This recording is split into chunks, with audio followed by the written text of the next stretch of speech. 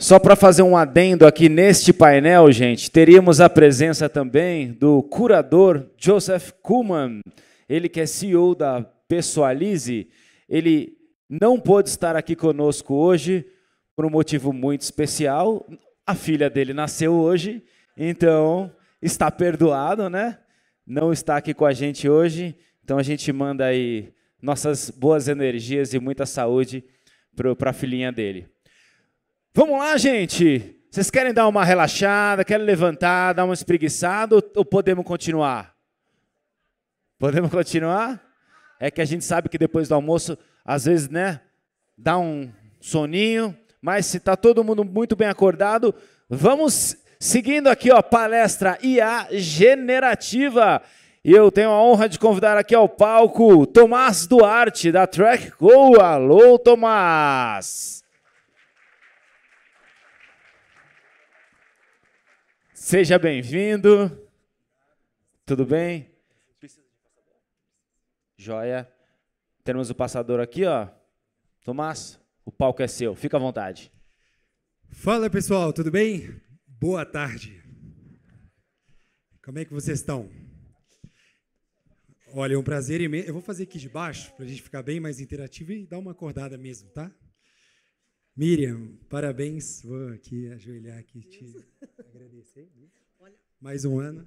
Esse menino aqui, eu posso falar sim, porque eu sou muito mais velha, vale ouro. Ótimo. Obrigado pelas palavras. Pessoal, é um prazer imenso falar aqui para vocês hoje sobre um tema que eu já vi algumas menções aqui. Meu nome é Tomás Duarte, sou cofundador e diretor executivo de uma empresa de tecnologia que faz monitoramento de indicadores da experiência do consumidor. No dia 28 de maio, agora, nós completamos 12 anos de vida. Olha que legal. Estamos muito felizes. E para começar aqui, eu vou passar um vídeo sobre a comemoração desses 12 anos de vida, que chama O Poder da Voz. Vamos dar uma olhadinha nesse vídeo.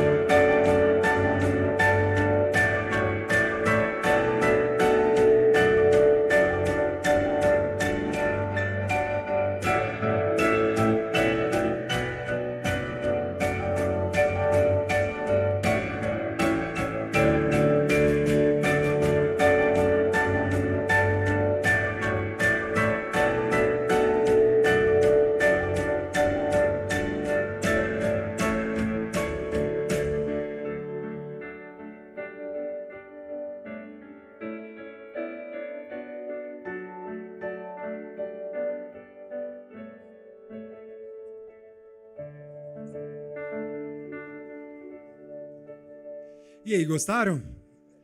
São massa, né? Obrigado. São nessa história recente, porque a gente comprou uma empresa no ano passado, enfim, são 60 milhões de opiniões de clientes atualmente contabilizadas. A gente dispara atualmente mais ou menos 13 milhões de pesquisas por mês. E hoje eu trouxe um tema que a gente não tem como não falar, e eu sei que várias pautas aqui já foram mencionadas, que é, de fato, o poder das inteligências artificiais generativas, que é uma era que não tem precedentes. E isso é, de fato, revolucionário. Saiu no Valor Econômico agora, essa semana, 72% das empresas no mundo já estão usando tecnologias com esse perfil, com esse propósito, né? E no último evento, no Smart, Miriam, eu fiz um checkpoint aqui sobre IA generativa também, mas eu vou trazer agora uma segunda onda sobre inteligência artificial generativa. E a gente está muito no começo ainda, né? Isso tudo é muito, enfim, está nascendo ainda, né? Ou seja, está se emancipando ainda nesse contexto das companhias atuais. Então, eu trouxe Customer Experience com superpoderes, né? O poder da IA generativa. Vou trazer vários dados aqui para começar. E olha só, eu fiz uma apresentação lá no CX Summit, em 2022, que chama Os 3 Futuros do CX, que eu sempre falo numa ótica de 3 espectros, por isso que eu coloquei espectro do CX. Primeiro é o espectro da gestão, o segundo da tecnologia e o terceiro do comportamento humano. Um sempre vai ancorando o outro. Quando o Steve Jobs lá lançou o iPhone em 2006, a gente teve uma série de mudanças no nosso comportamento, até hoje, né? Algumas para o bem, outras para o mal. A gente acorda hoje, vê o celular antes de olhar para a pessoa que está do nosso lado, isso todo mundo sabe, né? O fato, lança um 5G, as tecnologias ficam mais rápidas, né? E agora, né, a gente tem, de fato, uma grande revolução acontecendo, que é o poder das IAs generativas, e eu vou trazer algumas informações aqui bem quentes para vocês, dessa semana, né?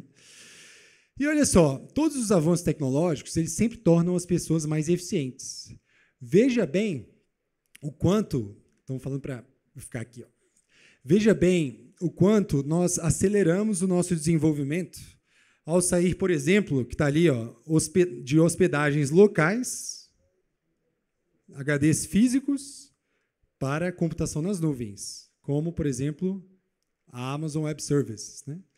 Isso foi uma revolução, mais ou menos a partir de 2010, a revolução Cloud Computing, que influenciou muito na gestão através dessa tecnologia e, claro, no nosso comportamento.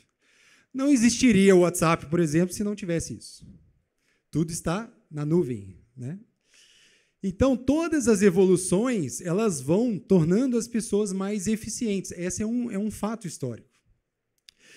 E, de fato, existe uma grande preocupação, né, de como o GPT, né, que é a IA generativa top of mind, né, topo de mente, vai acabar influenciando no nosso dia a dia, e isso cada vez está ficando mais latente sobre o rumo que isso vai tomar, né, de uma forma mais consistente e menos achismo, né? Então, todos os avanços vão tornando as pessoas mais eficientes. E agora a gente tem um poder de criar, de fato, trazer essa tecnologia para se tornar um exoesqueleto, né, do nosso corpo humano.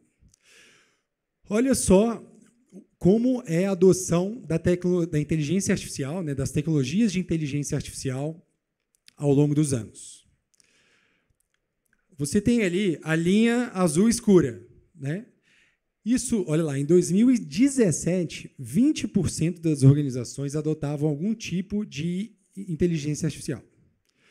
Provavelmente, a Boeing, a Airbus, um grande banco, grandes corporações, né, que usavam o quê? O Watson, da IBM, e essas tecnologias mais tradicionais de inteligência artificial. Em 2023, nós tivemos um grande marco na história da tecnologia, que foi o lançamento do release da DaVinci, que lançou, né, a versão do GPT-3 da OpenAI, que se tornou, de fato, um produto extremamente avançado, disponível de forma gratuita para qualquer pessoa. Ou seja, antes, quanto era um contrato com o Watson da IBM, que o Bradesco fazia? Do dia para a noite, nós tivemos essa tecnologia disponível no usuário e senha, e isso mudou o jogo para sempre. Então, olha só o avanço, né, como em 2023 para 2024, o quanto que isso, de fato, evolui, né, nessa adoção muito recente. Né? E olha só que legal. Esse é um gráfico que eles sempre fazem, né? Olha lá, quanto tempo uma tecnologia, uma aplicação tecnológica demorou para atingir 100 milhões de usuários, né? Essa aqui, pessoal, eu estou falando de premissas importantes para a gente entender onde que eu quero chegar em termos de lições, tá? Mas olha só, o GPT ele demorou 2 meses para atingir 100 milhões de usuários. Isso vai vir em outras tecnologias cada vez mais rápidas, né? No Brasil, nós temos 184 milhões de habitantes. 99% da população brasileira que acessa a internet no Brasil acessa o WhatsApp diariamente. O Brasil é o grande case da Meta, globalmente falando. Então, não tem como ficar de fora do WhatsApp, né? E é caro, viu? Tem alguém na Meta aí? Pois é, não é barato, não. Tinha que pedir desconto para essa turma aí. Então, isso aqui só para mostrar, né, o quanto que isso acelera. Vocês já ouviram falar no teste de Turing? O teste de Turing é um teste super antigo, criado na década de 50, que ele mede o quanto uma máquina, um computador, ele pode ser mais inteligente do que um ser humano. É muito simples. É muito famoso o teste de Turing. E esse aqui é o teste de Turing que foi feito com o GPT, as versões do GPT e, claro, com o ser humano. Universidade de Michigan, agora, recentemente. E olha só, quando a gente fala de extroversão, neuroticismo, amabilidade, conscienciosidade e abertura, que são os testes, as habilidades, né, os quesitos ali, o GPT hoje tranquilamente já passa no teste de Turing há muito tempo, desde o GPT-3. E olha só, passa na Universidade de Harvard, passa na OAB do Brasil, passa nesses testes mais difíceis que nós temos. Vocês já usaram o GPT para aprender idiomas? É muito legal. Liga o GPT no celular e fala assim, eu não sei falar italiano e quero começar a falar italiano. Ele vai te ensinar. Muito bacana. Só para dizer o quanto que, né, uma das poucas aplicações, mas, na verdade, tudo isso para falar que nós estamos, de fato, numa era onde a inteligência artificial está sendo embarcada todos os dias de diversas modos. E inteligência artificial não é chatbot, tá?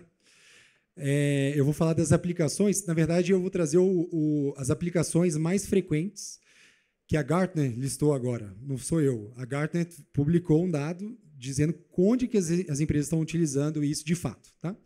Eu vou trazer aqui para vocês.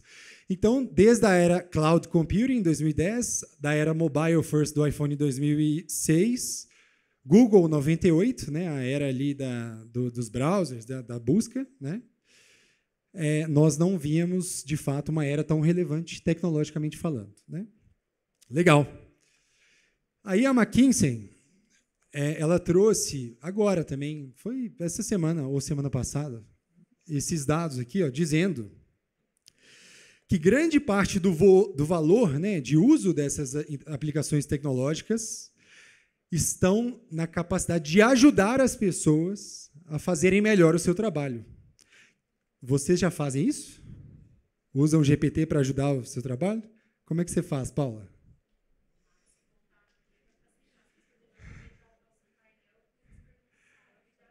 Aí, ó, pronto. Ela pediu ajuda para escolher perguntas para um painel. Ótimo. Justíssimo.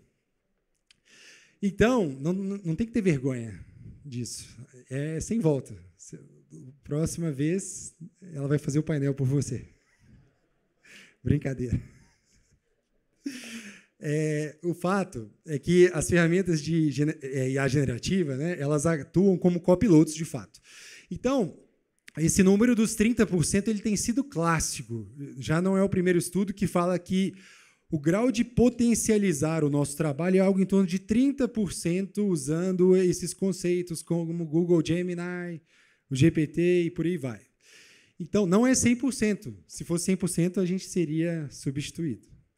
Mas 30% para você crescer, de fato, o seu poder de uso e aplicação.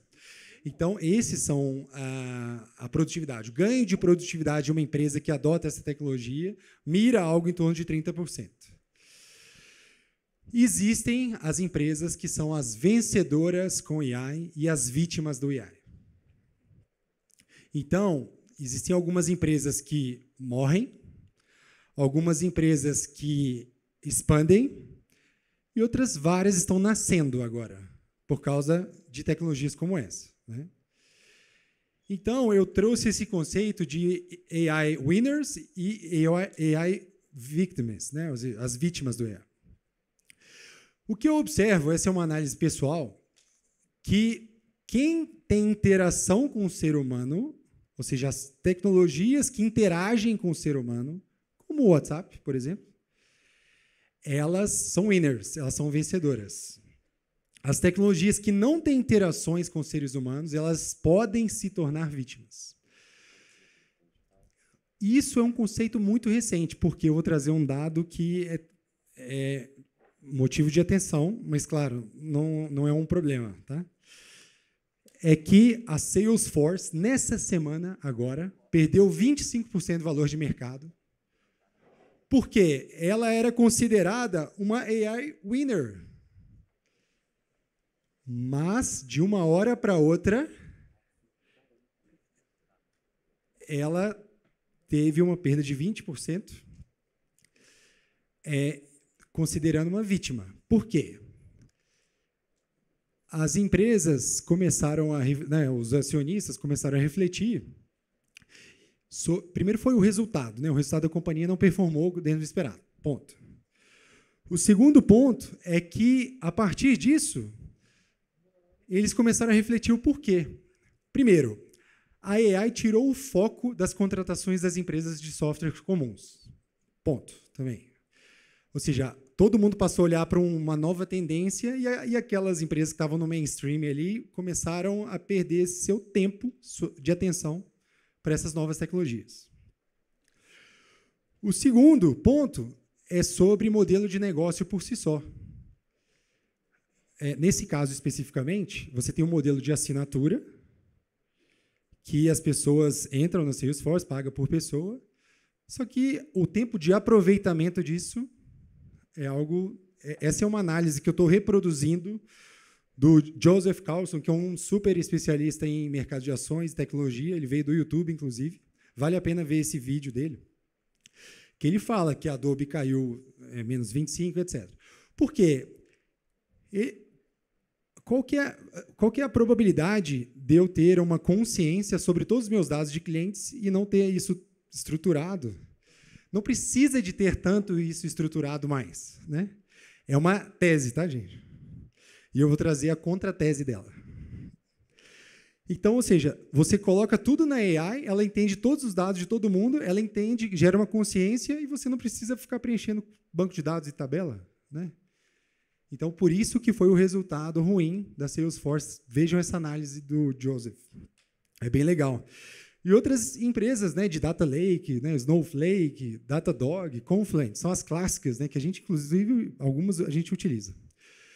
Mas a Salesforce, muitas vezes, nesse caso, ela não interage na ponta. Por isso que eu estou te falando da importância dos AI winners terem interações, né? Claro que ela não deixou barato, né? Ela foi responder sobre esse assunto, né? Então, primeiro ponto sobre o impacto. O título aqui, ó, o título é a inteligência artificial está comendo as empresas de software. Né? Não é uma, são várias, né? Então, esse é um insight, né? Estão pegando? Legal. Então, primeiro, né, o impacto no modelo de negócios. A NVIDIA, que é aquela empresa de processadores que chegou a 2 trilhões de valuation, está bombando. Por quê? Ela tem cada vez mais dados a serem processados, baseados em consumo. Então, quanto maior o consumo de dados para uma inteligência artificial generativa que gera uma consciência sobre aqueles dados e conversa com você sobre esses dados, isso ele potencializa. Por outro lado, se você tem um modelo mais tradicional, por exemplo, de assinatura, isso já não impacta, né? Isso já não é algo tão legal. Então, veja só que eu estou trazendo empresas de software que estão ligadas à gestão de clientes, à gestão da experiência do cliente, inclusive, né? Então, olha só, eu trouxe mais algumas informações.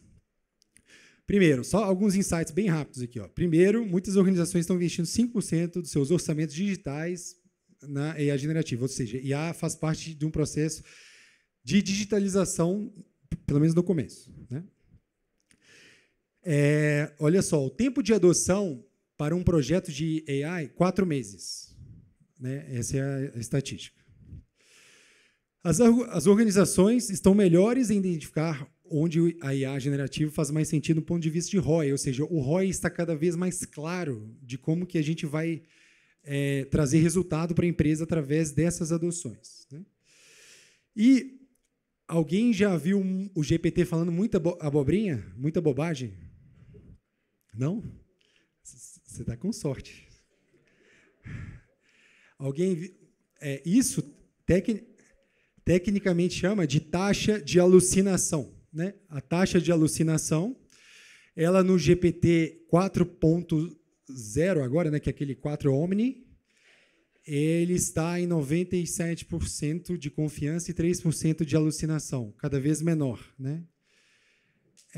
Enfim, isso está cada vez mais eficiente, até o ponto que a gente, de fato, chega num grau de assertividade, eu acho que difícil de chegar a 100%, mas muito fidedigno, né? Ou seja, ele responde coisas realmente interessantes, né? E úteis. Né? Aí a Salesforce, esse aqui, né? Eu estou pegando esse caso, que foi a grande matéria que saiu, tá? Esse aqui é o Einstein da Salesforce, né? É o quê? É a parceria da Salesforce com a OpenAI, que faz o GPT. Né? Então, essa é a parceria da Salesforce. Eles criaram uma aplicação chamada Einstein, que roda vendas, serviço, marketing, comércio, estatística e plataforma. Né? Não importa a indústria, e ele cospe o resultado ali com base em todos os dados que você tem. Né?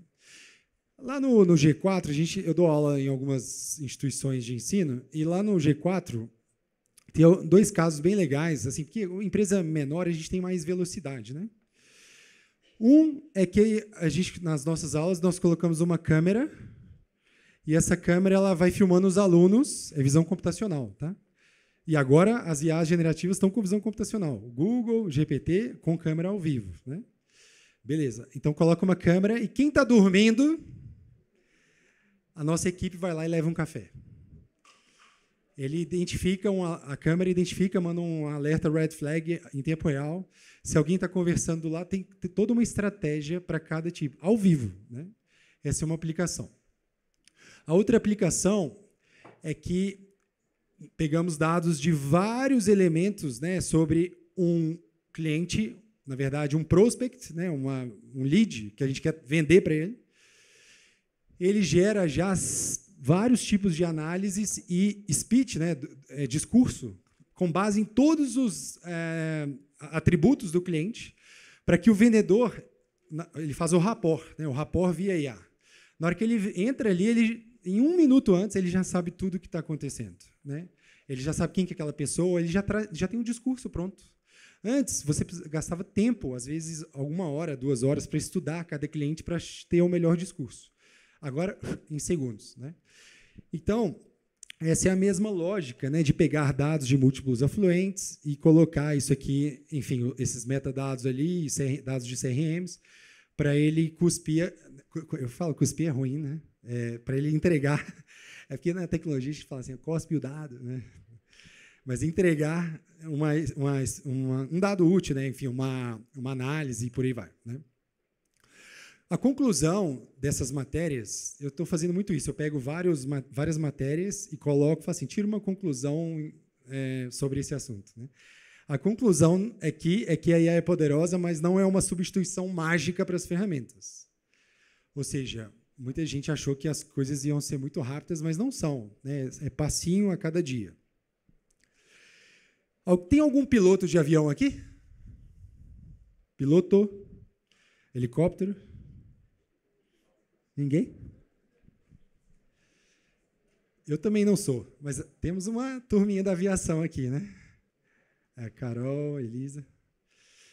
É o seguinte, quando a gente fala de FMS, né, que é Sistema de Gestão de Voo, né?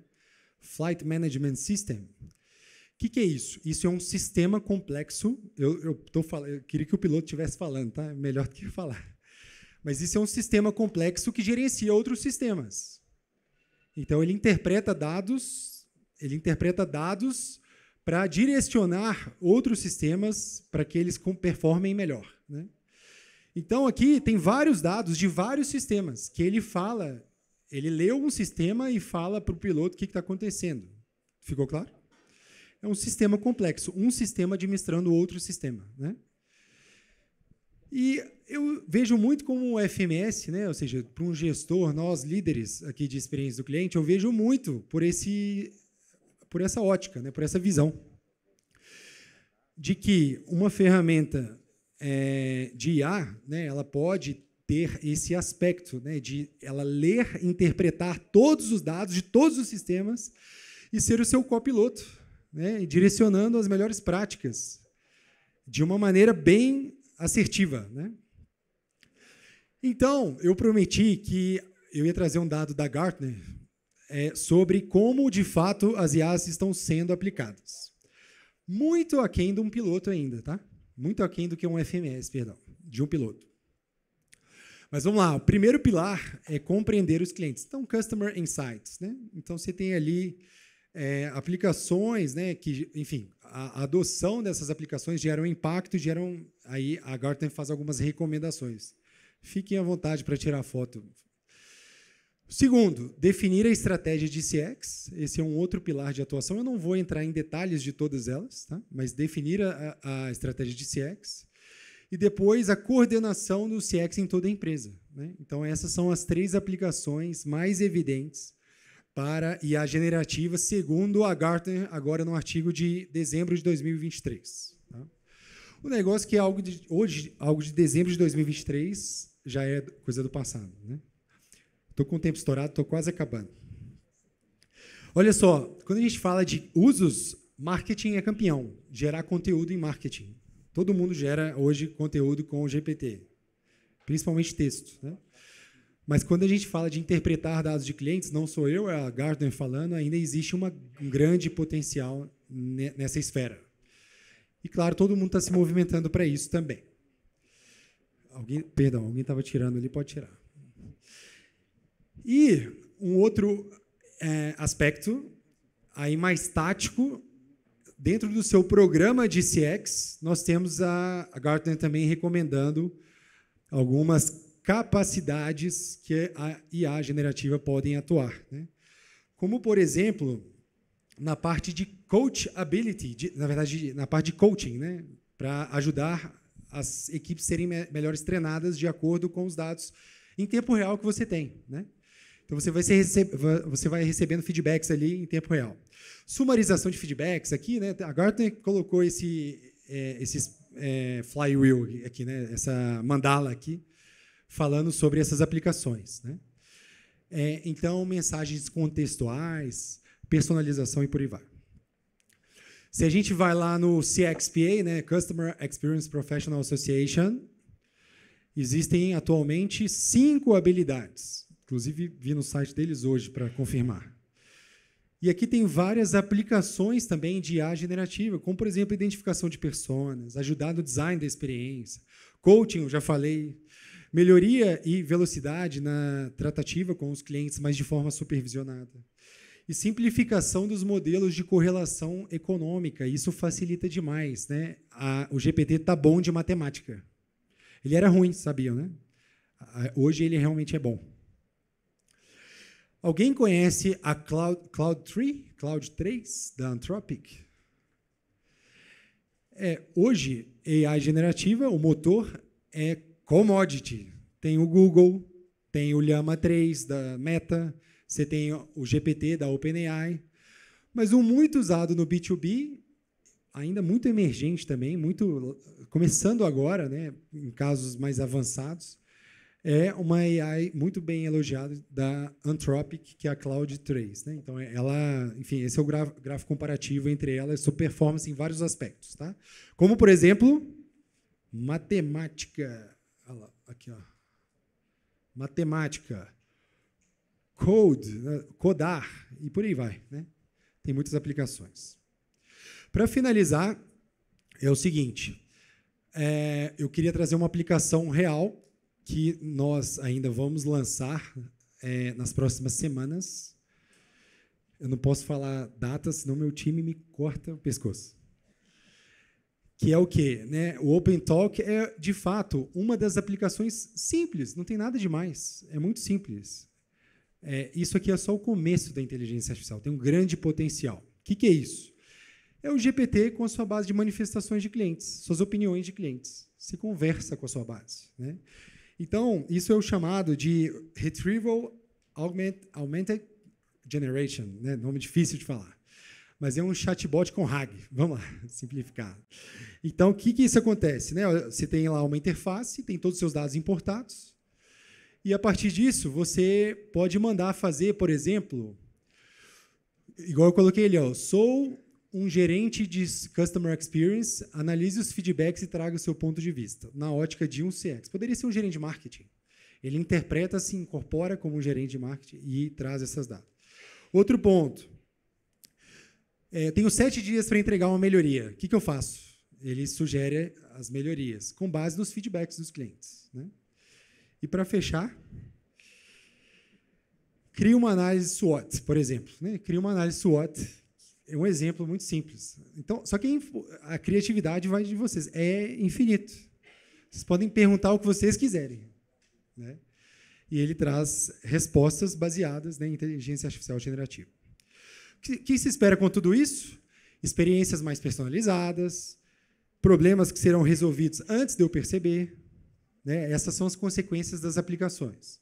Interações consistentes em todos os canais, cada vez mais.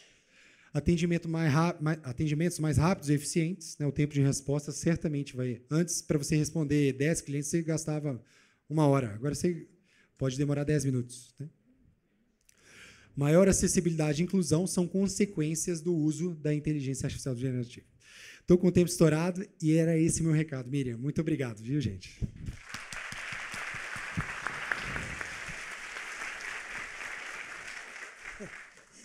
Bom, Tomás, muito obrigada, em primeiro lugar. Olha, eu sei que 30 minutos é pouquíssimo tempo para a gente absorver tudo que o Tomás tem para passar para a gente, né? Porque cada vez que eu converso com ele, eu digo para ele, eu preciso ficar pensando, né, Paula? A gente fala sobre isso. A gente precisa ficar pensando muito sobre cada um dos itens que ele passou para a gente entender. Então, Tomás, me permita, eles estão com um stand logo aqui na saída da Track. Então, se vocês quiserem conversar com o Tomás, esclarecer alguma dessas dúvidas, porque ele sempre traz informações muito importantes, não só do cenário atual, mas principalmente sobre as tendências. Né? E vocês viram quantas informações ele colocou aqui tão atuais para a gente. Então, nada melhor do que, né, nesse quase final de Congresso Smart, receber o seu conhecimento. Né? Eu digo sempre, também, ele não sabe disso, mas o quanto eu aprendo com os jovens, minha equipe é muito jovem, que bom, né? E quanto aprendo aqui com o Tomás. Então, é um parceiro incrível. Muito e obrigado. tem feito um trabalho, e é tão bom esse CX que está concorrendo ao Profissional Smart do ano, tá? Então, vocês já devem ter votado, né, por aí. Vai já ser difícil, fechou. hein? Agora eu posso Páreo falar. duro. Não, posso falar porque a votação já acabou, tá? Então, agora não é Beleza. campanha mais. Mas muito obrigada. E, bom, você fica com a gente até a noite, né? Eu agora vou passar para o Tiago, Super Tiago. Oi, Por Super favor. Miriam. Mas eu Tomás quero que, ó, Duarte, uma salva de palmas aqui para Isso. ele. Parabéns, obrigado pela apresentação.